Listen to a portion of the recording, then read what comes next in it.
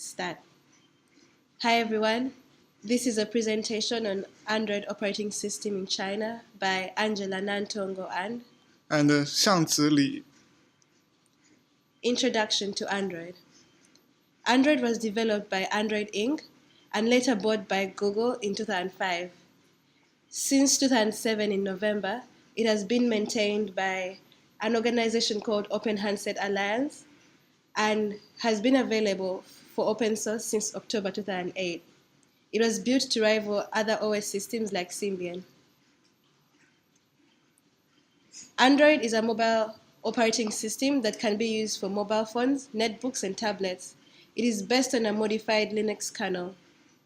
Android is also open sourced and maintained by OHA. OHA is a group of firms that develops open standards for mobile devices. Android was introduced in China when Google moved to China in 2005. Google brought with it access to all Google products, and even when Google left, Android is still the most widely used mobile operating system in China. However, in January 2014, the government released and is funding a newly made operating system called China Operating System.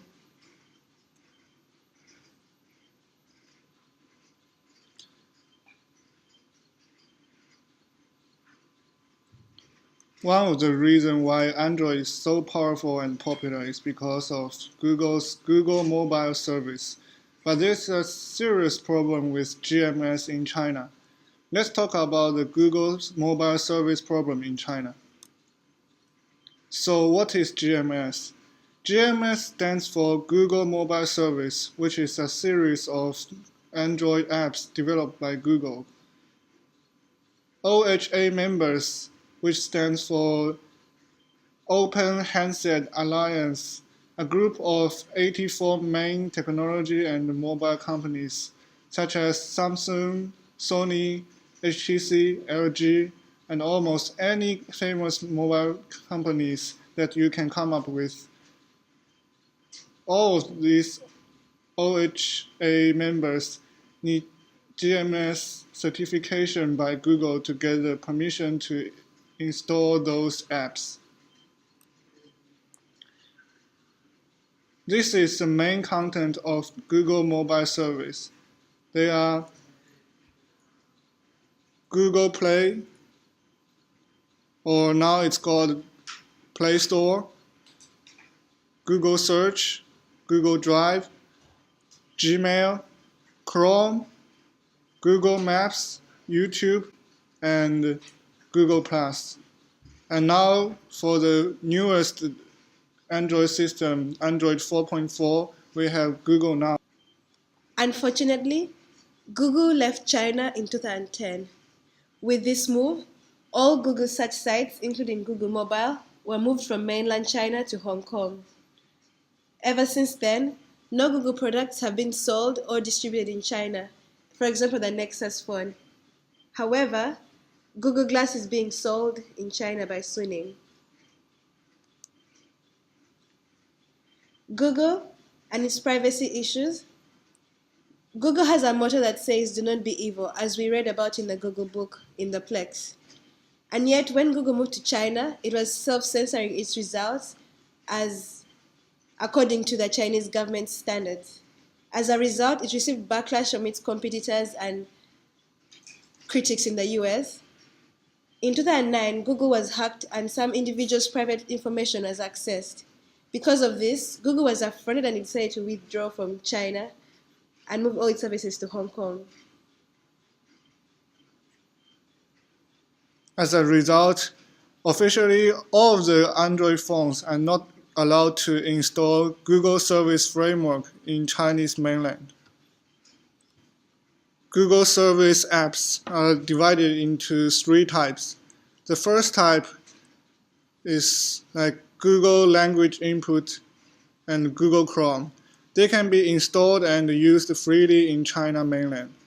The second type is like Google's Gmail, Google Maps.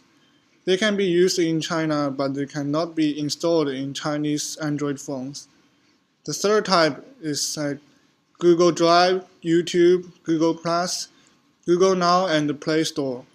They cannot be used and they can also not be installed at all. This means all of these famous phones, such as Samsung Galaxy S4, HTC One, Sony Xperia Z, Xiaomi 3, Huawei Honor, Meizu MX3, all of these phones sold in China don't contain Google Service Framework. However, for Chinese Android phone users, they have massive Play Store alternatives, such as Samsung App Store for Samsung users. Each phone brand has their own alternative app stores. Chinese Android phone users can also use similar products from other IT companies, such as Tencent's 应用宝, 91 Mobile Assistant, or 91手机助手 in Chinese. There are also a massive amount of alternative apps for Google Maps, Gmail, YouTube, and so on.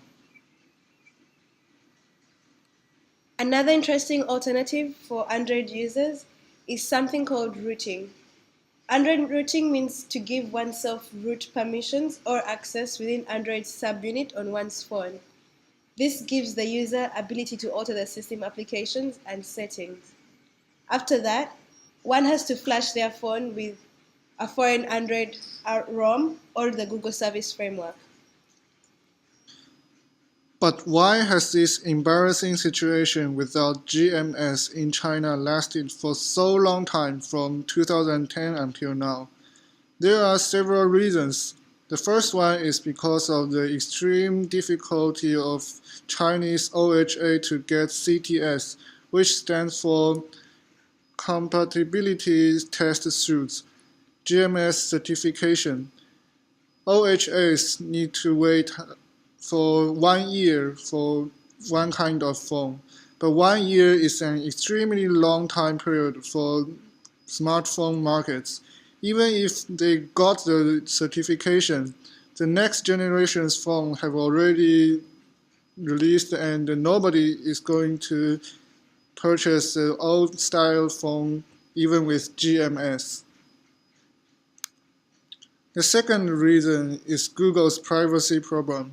As we mentioned before, Google will not get back into the Chinese market because of a series of privacy problems in China mainland.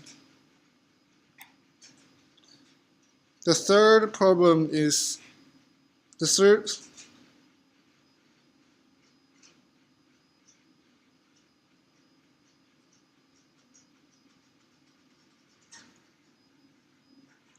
The third reason is due to China's the Great Firewall.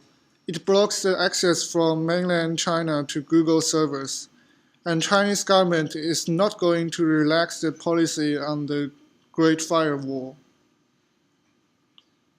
So therefore, the new apps like Google Now is not available in China mainland. Even worse, because of the three reasons we mentioned before, GMS became a burden. Since it cannot be fully used in China mainland, and there's a series of software, they occupy as smartphones some resources, which result in 89% people advocated to remove GMS. These four reasons result in the embarrassing current situation from 2010 until today. What next, one might say? The current situation is not satisfactory for Chinese customers who buy Android phones without their full components.